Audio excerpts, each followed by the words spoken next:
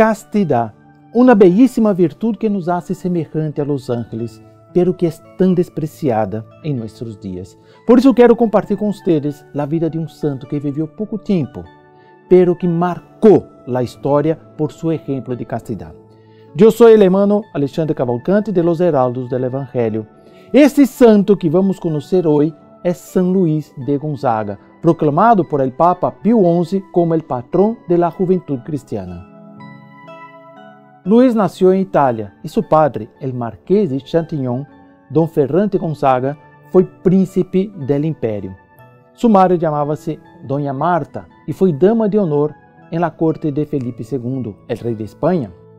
Ella era muy católica y, habiendo sufrido una enfermedad durante el embarazo, consagró a su hijo a Nuestra Señora, incluso antes que el niño naciera. Así, ya consagrado a la Virgen María, el 9 de marzo del año 1568, nació y fue bautizado el pequeño Luis de Gonzaga. Mientras Doña Marta contemplaba en el pequeño Luis la semilla de la santidad, su padre veía ahí un heredero y sucesor en su carrera militar. Desde muy joven, le regaló miniaturas de cañones, de espadas, de escopetas. Con tan solo 4 años, su papá lo llevó a una expedición militar en Túnez. Allí permaneció Luis por varios meses, durante los cuales se convirtió en el orgullo de la tropa. Una vez, mientras todos descansaban, se escuchó un disparo de cañón. Don Fernando envió una patrulla en dirección al lugar para ver qué había pasado y encuentra la pieza aún humeante y detrás de las ruedas del cañón está el pequeño Luis intentando desempolvar su ropa. El padre lo mandó de vuelta a Castellón. Ya no era posible permanecer ahí este niño con 4 años. Llegando en su castillo, Luis tenía por delante una vida atractiva. Fiestas, juguetes, ropas bonitas, casa, clases de baile. Pero su mayor anhelo era ser valiente. Era estar dispuesto a hacer los mayores sacrificios por los grandes ideales. Su alma comenzó a entusiasmarse por la lucha contra las tendencias naturales del orgullo, de la arrogancia, a través de la oración. Comenzó a aprender con su madre cómo hacer la oración meditativa y profunda. A los 7 años de edad comenzó a rezar el oficio de la Santísima Virgen María. Comenzó a rezar también los salmos penitenciales y otras devociones, siempre de rodillas y muy concentrado. Su director espiritual fue San Roberto Bellarmino, quien aconsejó 3 secretos para la santidad. Primero, la confesión frecuente y la comunión eucarística. Segundo, mucha devoción a la Santísima Virgen María. Tercero, leer la vida de los santos. Frente a las cosas importantes, San Luis siempre preguntaba: ¿de qué sirve eso para la eternidad? ¿Para la salvación de mi alma? Su pureza y entrega a Dios fueron tan completas que San Roberto y 3 de sus confesores afirmaron con toda seguridad que San Luis de Gonzaga nunca cometió un solo pecado mortal en toda su vida. A la edad de los 9 años, Luis estaba rezando en la iglesia de Nuestra Señora de la Anunciación en Florencia.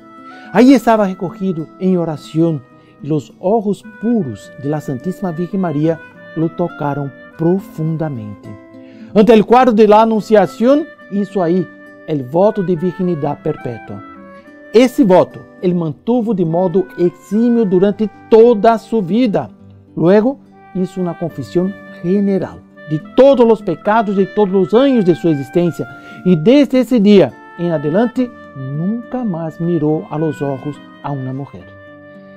Ni siquiera a su madre la miraba a los ojos. Renunció a los títulos de propiedad que le correspondían por herencia y muy temprano recibió la primera comunión de las manos de San Carlos Borromeo, quien, asombrado por la santidad del niño, le preguntó si quería recibir a nuestro Señor Jesucristo en la Eucaristía. Infelizmente, la sociedad de su tiempo era vanidosa y fútil. En lugar de contaminarse con los ejemplos de sus amigos, Luis observó las malas consecuencias del vicio y se enamoró por la virtud, especialmente por la virtud de la castidad. Una grave enfermedad renal lo obligó a estar confinado en su habitación durante mucho tiempo. Sus tareas en ese momento de enfermedad, de recuperación, eran la oración, la lectura, especialmente la vida de los santos, así como de las cartas de Indias, contando las aventuras y dificultades que pasaban los misioneros que iban a ser apostolado y levar el mensaje de nuestro Señor Jesucristo, especialmente los jesuitas que trabajaban por la conversión de los paganos. Outro livro muito importante para seu caminho de santidade foi El Compêndio de Doutrina Espiritual, del famoso fray Luís de Granada. Nesta época, Luís foi nombrado paje del príncipe Dom Diego, hijo de Felipe II. Allí estudou filosofia na Universidade de Alcalá de Henares, sem por ello abandonar sua hora diária de meditação, com toda concentração e amor. A voz de Deus lhe sonou clara, quando a los 15 anos, comulgando na igreja de los jesuítas de Madrid, escuchou claramente uma voz que lhe dizia: únete a la compañía de Jesús. Al llegar a casa, Luís le contó a su madre, quien estaba inmensamente feliz de la gracia que Dios le había concedido a su hijo. Pero cuando por la noche le contó a su esposo lo que había sucedido, su reacción fue muy diferente de la de ella. Se puso lleno de ira al punto que amenazó con azotar a su hijo. Tratando de cambiar la opinión del joven Luís, el marqués lo envió a importantes misiones en todos los reinos de Italia, con la esperanza de despertar en él la ambición y el orgullo. Incluso se dice que su padre organizó un gran banquete en que invitó las muchachas más bellas de la región, con la intención de que Luís se enamorara con una de ellas y abandonara su vocación. Al finalizar el almuerzo, los jóvenes desfilaron a caballo frente a todos para lucirse. Pero Luís también desfiló, montado en un burro y mirando hacia atrás. Finalmente, la Comisión Imperial aceptó la renuncia a los títulos y Luís volvió a insistir con su padre para que autorizara a seguir su vocación religiosa. La respuesta del padre fue: ¡fuera de aquí y no aparezcas más ante mis ojos! Esta fue la respuesta del padre. Luís salió de casa y el padre lo hizo arrestar y traer de vuelta. Nuevos vitupérios. Luís se encerra en su habitación. El padre ahí se queda un poco preocupado y va a mirar para ver qué pasa con el chico. ¿Pero qué ve? A Luís postrado de rodillas ante el crucifijo, repetindo jaculatórias a su Jesús. Al mismo tiempo, con una mano firme se azotaba a su propia espalda con violencia tal que la sangre notaba-se en estrías. El marqués se quedó impresionado y finalmente le concedió el permiso. Com el alma llena de entusiasmo, Luís partiu para Roma, ingressando no noviciado com a idade de 18 anos. Su padre, viendo ahí, en el ejemplo de su hijo, una llamada a la conversión, decidió cambiar de vida. Tan solo 6 semanas después, su padre murió com el alma ya preparada para comparecer ante el juicio de Dios. En el noviciado, Luís foi sempre muy fiel, muy obediente. Un día, por ejemplo, durante la oración de la mañana, se le foi revelado que não viveria muito. Essa revelação, em lugar de trazer tristeza, lhe trajo imensa alegria e mais força para caminhar hacia a santidade. Antes incluso de cumprir os 20 anos, hizo os votos perpétuos de pobreza, castidade e obediência em la capilla del Colegio Romano. Uma das missões como religioso foi levar a paz a las famílias divididas. Visitou parejas em dificuldade e suas palavras de esperança puderam restaurar a paz. Por lo tanto, a menudo se invoca a São Luís para lograr a reconciliação das famílias que estão em crise. Em 1591, a cidade de Roma foi atacada por uma epidemia de tifus. Os jesuítas abriram seu hospital para receber a los enfermos. Luís acompanhou a los moribundos, limpiou suas heridas, los preparou para a confissão. Um dia, ao encontrar a um homem enfermo, tirado em la calle, lo levou ao hospital. Foi para ele como a cruz que Cristo levou hacia el Calvário. Contagiado por la enfermidade, pensou que ia morir. Recebeu a unção de los enfermos, recebeu a comunhão, pero luego começou a melhorar. Sentiu por inspiração divina que se acercava a seu fim, el fim de sua vida, e escreveu a sua madre: Alégrate, madre. Alégrate porque Deus me ama, Não chores. Não chores por aqueles que viverão a vida de Deus. Dentro de pouco tempo, nos reuniremos para cantar as eternas misericórdias divinas.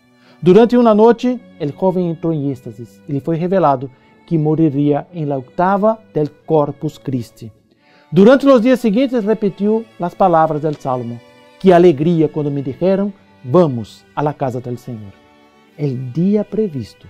Estava muito melhor de saúde e seu superior queria enviá-lo a outra cidade, pero Luís continuou dizendo que ia morrer antes do amanhecer do dia seguinte e recebeu os sacramentos por segunda vez.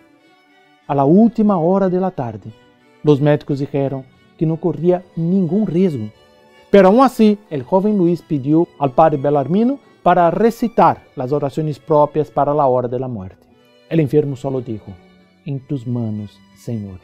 Entre as 10 e as 11 da noite, seu estado empeorou e se hizo evidente que se acercava seu fim. Com os olhos fijos en el crucifixo e o nome de Jesus em los lábios, expirou hacia la medianoche, entre el 20 e el 21 de junho de 1591, a la idade de 23 anos. Sus restos descansam bajo el altar de la igreja de San Ignacio em Roma. Foi canonizado no ano 1726. Em los dias em que vivimos, o exemplo de São Luís é forte chamado a compreender a grandeza de la virtude e a felicidade que tienen las almas puras, como el mismo Cristo nos assegura. Bem-aventurados os limpios de coração, porque ellos verão a Deus. Nos vemos, amigos, em um próximo programa. Não se olvidem de compartilhar. Salve Maria!